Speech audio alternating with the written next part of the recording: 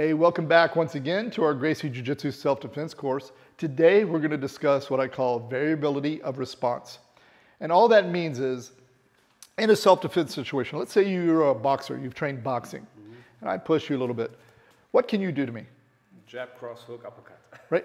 You can punch me. Yeah. That's really your only response, right? Yes. Let's say that you're a judoka, right? Or let's say you're a taekwondo person. Okay. Same thing, I push you. What's your response? You can kick and punch, right?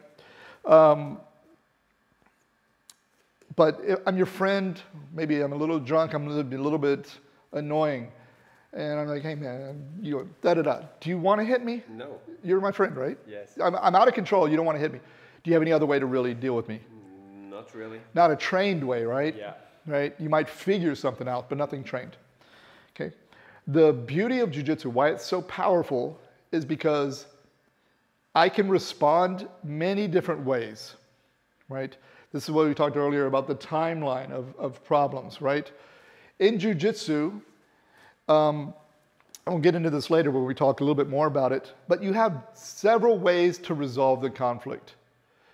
If I was being annoying, could you pin me up against that wall? Yep. Yep, you know how, right?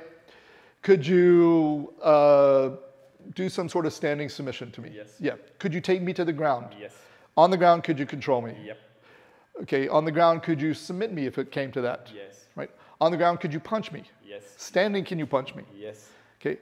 On the ground, could you, I mean, when I say submit, could you literally break my leg, break my arm, choke me unconscious? Yes.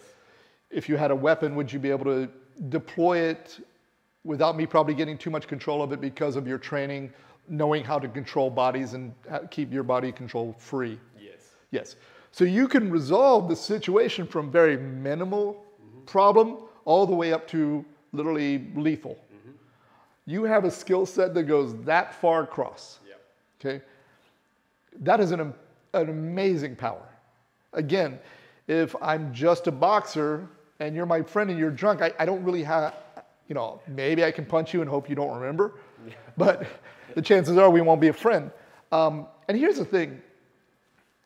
A lot of times the ability to control, and we'll get into this later, is all that's needed to resolve a fight. How many fights do you see on YouTube sometimes that just ends with the jiu-jitsu guy maybe took the person down, sat on them and said, hey, you need to calm down?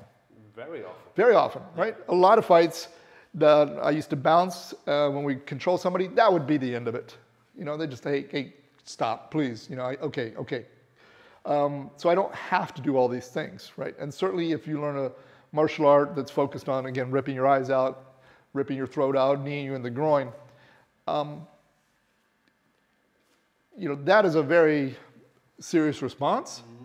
And that's my only response, right? So I have a very narrow tool set. It's like, you know, having a tool set, you open it up and there's just one tool in there. Yeah. Well, that's the only tool you're going to use.